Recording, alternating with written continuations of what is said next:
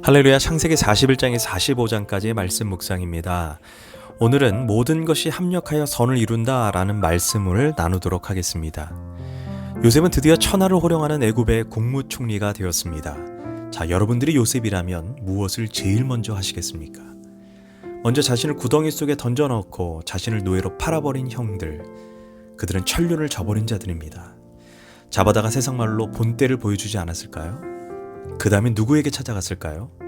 자신을 억울하게 성강간범으로 몰아넣었던 보디발과 그의 아내, 그들을 당장 잡아다가 곤장을 때리고 감옥에 넣지 않았을까요? 그러나 요셉은 그들에게 보복하거나 복수하지 않았습니다. 천륜을 배반하고 자신을 노예로 팔아버렸던 형들에게 도리어 요셉은 이렇게 고백합니다. 당신들은 나를 이곳에 팔았으므로 근심하지 마소서, 한탄하지 마소서. 하나님의 생명을 구원하시려고 나를 당신들 앞에 보내셨나이다.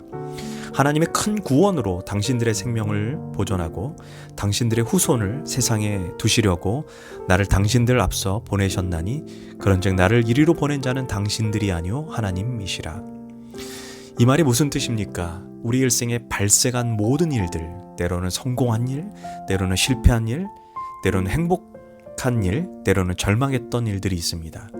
그러나 그 모든 것이 하나님의 섭리와 주권 가운데 이루어진 일이라는 것입니다. 만약 형들이 요셉을 애굽의 노예로 팔지 않았다면 사실 요셉이 애굽의 국무총리가 될 건덕지라도 있었을까요?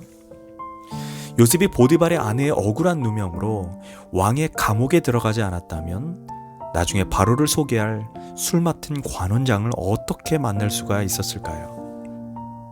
또한 감옥에 있었기에 그는 술 맡은 관원장과 떡 굽는 관원장을 섬기면서 그는 바로의 성품, 애굽의 정치, 경제, 군사에 대해서 배우게 되었을 것입니다. 가정 총무만 했던 사람이 어느 날 국무총리가 된다고 해서 그 당시에 전 세계의 패권을 장악했던 애굽을 다스리고 통치할 수 있었을까요? 그것은 불가능한 일입니다. 또한 요셉은 술 맡은 관원장의 꿈을 해몽해 주었습니다.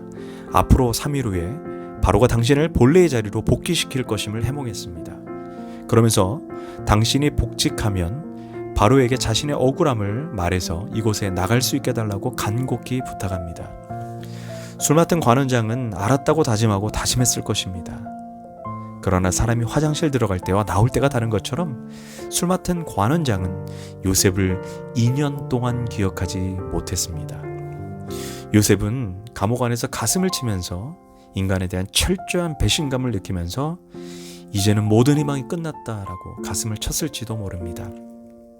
그러나 만약 술 맡은 관원장이 나가자마자 요셉의 바람대로 바로에게 요셉의 억울함을 즉각 말해주었다면 어떻게 되었을까요? 요셉은 물론 감옥에서 나왔겠지만 그토록 그가 그리워했던 고향으로 돌아갔을 것이에요. 그러면 성경은 이렇게 말했을 것입니다. 요셉은 평범한 삶을 살았더라 라고 증언했을 것입니다. 술 맡은 관원장이 2년 동안 요셉을 기억하지 못했기 때문에 요셉은 바로의 꿈을 해몽할 기회가 있었던 것입니다. 요셉은 인생을 돌아보니 내가 최상의 길이라고 생각했던 것이 최악의 길임을 알게 되었습니다. 내가 최악의 길이라고 생각했던 것이 가장 복된 길이며 그곳에 하나님의 놀라운 섭리가 있었다는 것을 알게 되었습니다. 그래서 그는 결국 하나님을 사랑하는 자, 곧 그 뜻대로 부르심을 입은 자들은 모든 것이 합력하여 선을 이룬다라는 고백을 할 수밖에 없었던 것입니다. 그래서 요셉은 형들을 원망하지도 않았고 보디발과 보디발의 아내도 용서할 수 있었던 것입니다.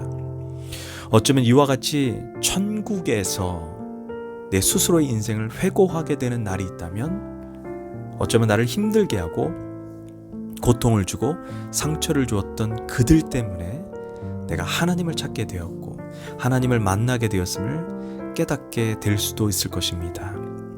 그들 때문에 내가 하나님 안에 굳건하게 붙잡혀 있었다는 것을 알게 되는 날도 있을 것입니다. 그래서 하나님을 믿는 자들에게는 운명과 우연이란 없습니다. 크고 작은 모든 일 다 하나님의 섭리와 하나님의 주권 가운데 이루어진 일입니다. 그래서 하나님을 믿는 자들은 그 누구도 용서할 수 있고 결국에는 품어줄 수 있는 것입니다. 때로는 우리가 그림을 그릴 때 내가 밝은 하얀색이 좋다고 해서 그림을 하얀색으로만 그린다면 나중에 그 그림은 이상한 그림이 될 것입니다. 때로는 내가 이해할 수 없는 검은색으로 그려야 할 때가 있습니다. 그 순간에는 다 이해할 수 없고 너무나 고통스럽습니다. 그러나 결국 그림이 다 완성되고 나면 바로 그 검은색 때문에 아름다운 걸작이 그려져 있음을 깨닫게 될 것입니다. 그래서 하나님을 사랑하는 자, 꼭 그 뜻대로 부르심을 입은 자들에게는 모든 것이 합력하여 선을 이룬다라는 고백을 하게 되는 것입니다. 내가 낭비했다고 생각하는 그 시간조차, 내가 실패했다고 생각하는 그 시간조차, 결국 내가 넘어졌다라고 생각했던 그 시간조차 결국 하나님은 나를 빚어가고 있는 아름다운 순간임을 우리 잊지 말아야 합니다. 그래서 절대로 믿는 자들의 인생에는 쓰레기통이 없는 것입니다. 저는 믿습니다. 코로나도 그럴 것입니다. 우리가 볼 때는 전 세계적으로 큰 위기이고 예배도 온라인으로밖에 드리지 못하는 처절한 상황입니다. 저는 내 인생이 예상하지 못한 상황입니다. 그러나 전도서에서 이 또한 지나가리라 라는 말처럼 시간이 지난 다음에 깨닫게 될 것입니다. 아, 이러이러한 하나님의 계획이 있었구나. 아, 이러기 때문에 예배를 교회에서 들을 수 있다는 것이 너무나 소중한 시간이구나. 정말 내 신앙이 아니랬구나. 정말 하나님이 역사하지 않으면 우리가 할 수 있는 것이 아무것도 없구나. 사업장도, 자녀도, 삶의 모든 것도 결국 하나님의 손에 있구나라는 것을 고백하게 될 날이 있을 것입니다. 기도하겠습니다. 하나님, 오늘 우리가 인생을 살면서 너무나 교만했음을 고백합니다. 내 인생을 내 마음대로 내가 컨트롤하고 통제할 수 있다고 생각했습니다. 그러나 코로나 앞에 정말 내 인생을 내 뜻대로, 내 힘으로, 사업장도, 자녀도, 또 신앙생활도 내 힘으로 할 수 없다는 것을 깨닫게 되었습니다. 하나님, 우리가 정말 야훼께서 집을 세우지 아니하면 세우는 자의 수고가 헛되고, 하나님이 성을 지키지 않으면 파수꾼에 깨어있음도 헛되다는 것을 깨닫게 되었습니다. 그러나 중요한 것은 우리 삶에 내가 실패했던 것, 절망했던 그 모든 것도 결국 궁극적으로 하나님 최선의 선을 이루기 위한, 합력하여 선을 이루기 위한 바로 순간임을 깨닫기를 원합니다. 감사드리며 예수님의 이름으로 기도합니다. 아멘.